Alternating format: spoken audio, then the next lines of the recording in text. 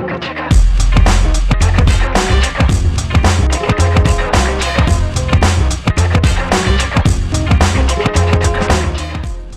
up, what up, what up, what up, what up?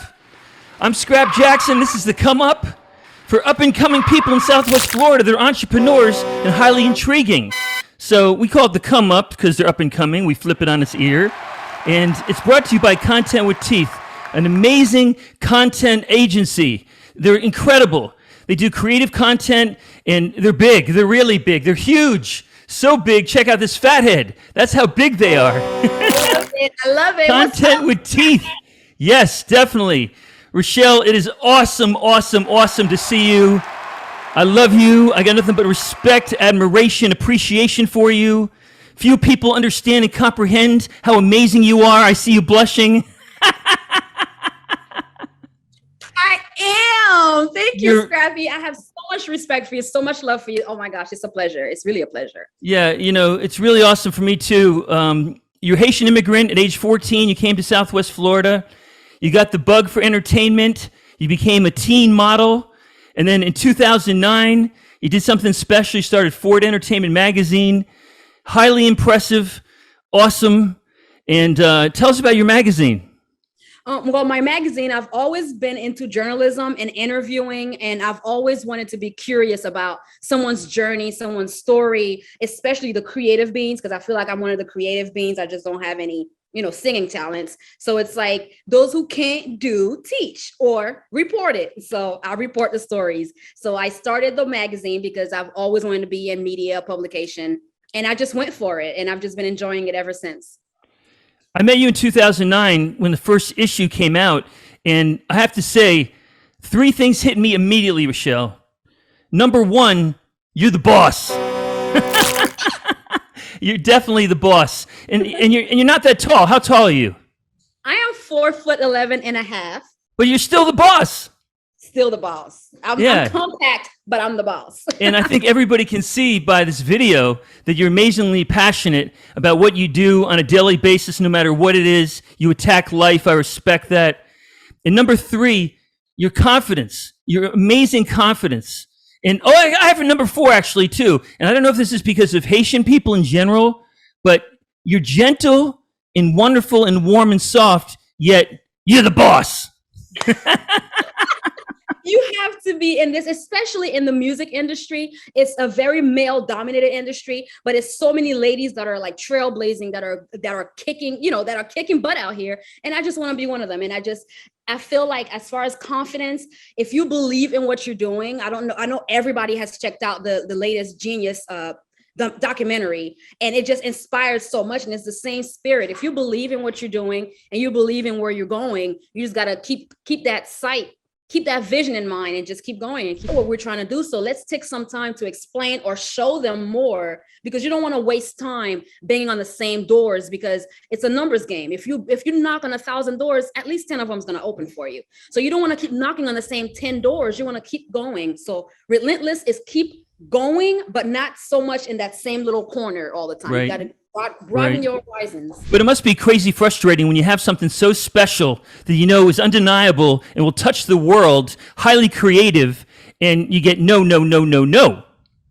I mean, of all the no's you get, you have to pay attention to the yeses. Because like I said, you're going to get no's. If every single person you talk to say no, then take a step back and look at yourself and say, okay, wait. Am I being, do I need to tweak some stuff? Like, what's going on? Versus like, you got to pay attention to the yeses, because the yeses are what's going to keep you going. Yeah. When I see a random person looking at the magazine, or like I've seen someone was talking to their friends, and that person was looking at the magazine on the phone, not knowing I was there. And he was like, yo, this is great. I love this. This is on point, and they were, saying really great things. And I was in the corner like, oh my gosh, blushing. And it's like, when people gravitate towards your product, it's like, if you can sell 1, you can sell 10. And if you can sell 10, you can sell 100 million. So that's a great point. You got to perfect your craft. So when you hear a no, don't take that no from, oh, they're hating, they're trying to keep me in the bucket, they're trying to do this. Be like, okay, let me keep going. What can I what can I do better, or what can I change? What can I tweak? Sometimes you don't have to change anything about it. It's just not the right person. There's a billion people on the planet. Like, why you keep chasing that same one person? Good point. When you were in Haiti growing up, did you have any entrepreneurial spirit way back when?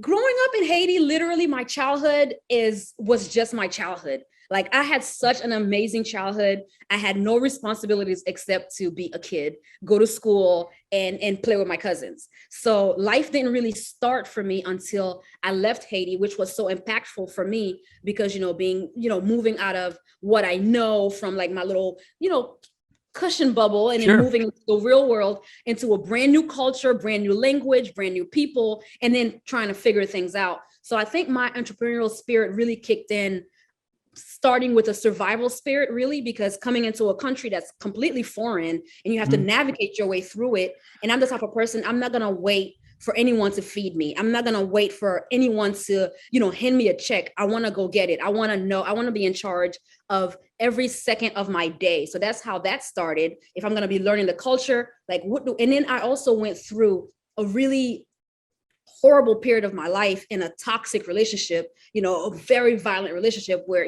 with children and all of that. And I used to tell myself, if I was to get out of that, what would I do? And I said, I would be in charge of my time. I would be in charge of my dreams, and I would just go for them relentlessly. And I just did that. So my entrepreneurial spirit really started in America. So thank God, America. Busta Rhymes once said, there's no such thing as plan B. You mentioned you're a survivor and you're going to do it whether it's domestically or professionally. Speak on that, because, you're kind of jumped all in with your projects. It's like, I want to do it all. Like, it's a blessing and a curse. When you tell yourself, I can do anything, everything is within my reach, I just got to focus on it hard enough, it almost becomes dangerous because it applies to everything. So then we kind of find ourselves trying to do everything because opportunities sometimes come in waves and you don't want to miss out. So I always get into this feeling of, oh my gosh, I don't want to miss out. And then also how, my weird Gemini brain is wired. It's like, I want to do it now. Like, I want the world right now. I want everything right now. So it's like, I be trying to do it all. I ain't even gonna lie. Tell us about your magazine. When I first heard of it, I thought of it as straight up hip hop, but it's so much more than that. It's entertainment magazine. It's entertainment. It's Ford Entertainment Magazine. It really did start as hip hop because I'm in love with hip hop, but it focuses on artists, models, business entrepreneurs, everybody, actors. Entertainment industry is not just music. So it started off with music, but music has so many legs. You can't do anything in life without music. So the magazine is not just music, it's life, literally. You facilitated a lot of artists over the years, a lot of local up-and-comers. Tell us about your grind. My grind has been nonstop. I've met so many amazing artists. I've done so many projects with so many amazing artists, both locally and nationally, because it is also a national magazine. I even did like a Nigerian issue one time with YC, which is my favorite Nigerian artist of all time. So kind of like I use the magazine to meet all the cool people. So, hey. Okay, cool. You're in print and you're online. How do you stay afloat in print? I don't even know how to answer. Because it's a self-funded business. So a lot of people in the entertainment industry, they feel like they're superstars and they shouldn't have to pay for anything. Everything should be free. So they get offended when you tell them, no, it's a fee-based publication. It's a business, because it goes towards the printing. So it does get kind of hard to manage the printing, but we're going to keep going because we have a large subscriber base that are incarcerated, that can't see it online, that can't go on our app, which is on Apple and Google Play. So we keep the print alive, and we're going to keep the printing alive, and we're just going to increase and expand. It's interesting you say that because you're very passionate about that. But if you operate as two individual cost centers, online versus print, is it sustainable in print? Are you making money in print? I make more money in print than I do with online because everybody thinks that print is going away. But like, you go to any doctor's offices, barbershop, nail salons, there's magazines on the waiting table. True. People are going to pick them up. True. So print, people love to say print is dying. No, print is going to stay forever because we read everybody reads and not everybody is digitally inclined. Some people want to relax and, go over a nice little story. And Sure. That's what we're doing. Your business model, I see advertising in your magazine, but you also have rappers and models, etc. Do you charge the rappers and models for exposure? I do, but the way we do it, it's more than just I charge you and I did an interview with you. We're taking it so much further to brand that artist, to promote that artist. For example, the artist that I'm working with now, he's on the cover of the magazine. We did a full story on him. And we also dropped a juice, which is a personal custom lemonade, orange pineapple lemonade for him. And we've been selling this lemonade for the last month now. We now have it at a local grocery store, and the artist makes a commission from that product. So it's more like a business venture together. Yeah, I read about it. It's called Juice Box, very innovative. And when does this Scrappy juice come out? Scrappy, you just gotta tell me. Let's go, Scrappy. Let's make it happen. Let's make it happen. Scrappy juice coming up. You just gotta tell me your flavor. Don't play. We right there. I'm bad about it. And you don't have to pay me. I just want to hear Scrappy juice. That sounds really cool. Let's do it, Scrappy. I got the logo in mind and everything. I just had the whole thing pop in my head. You're really, really creative. You're really inspiring. You're very ambitious. I think about you in the conferences and the awards and the Iron Circle with empowered women and the homeless people you take care of, and the magazine and the digital magazine. You do so much. How many people are on your staff to do all these things? Her 4 personalities. No, but there's a lot of great people in my circle, a lot of great people on my team. Just quick plug, I'm actually sitting right here at Smoke and Ink, which is going to be the newest, hottest tattoo shop in Fort Myers. I'm telling y'all right now. And it's me being a part of a team. So it's like there's not a lot of people on the team. I'm pretty much like the captain and the steerer and the janitor. But at the same time, I have some really great resources and great people and smart individuals around me that I can always reach out to and say, hey, I need to do this. I need to do that. How can you help me? So it's always great to have that support system. So you're the 4'11" dynamo. You're doing everything and then some. But I'm just curious, from a business perspective, with doing at least 6 or 7 things on such a remarkable level, do you ever think to yourself, if I just did one thing incredibly well, I would get paid? Yes, I actually do that. So what I've been doing actually is consolidating all of my projects into what makes sense and what I enjoy doing. So I've been asking myself literally all last year and this year, okay, let's cut it down to what's really work and what's really me being creative and getting paid for it. And I much more enjoy being creative and getting paid for it. And like my baby, my passion, that answer always doubles back to the magazine. How about a financial partner? Have you ever thought about taking somebody on? Not me, but I was like, wait a minute. No, but I have serious conversation. I have my business plans, my partnership agreements, my investor agreements. I even have where if you wanted to sponsor a copy, how we can partner up and you sponsor a copy and how you can double your money back. So I have all of those plans. It just comes into finding the right people, because a lot of people are talkers, not really doers. A lot of people just want to kind of see what you got going on, and people don't really be real. They're not really be willing to work. So I'm all the way 1,000% open. If you got a bag and you're ready to work, let's go. Let's blow this up. So I can feel your intensity, your energy, and your passion and your brilliance. It's awesome. One last question for you. What would you tell your 22-year-old self? Leave that man.